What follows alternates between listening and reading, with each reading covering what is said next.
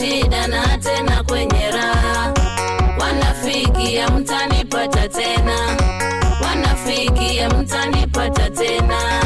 Duniani Yesu ndiye rafiki, kwenye shida na tena kwenye raha.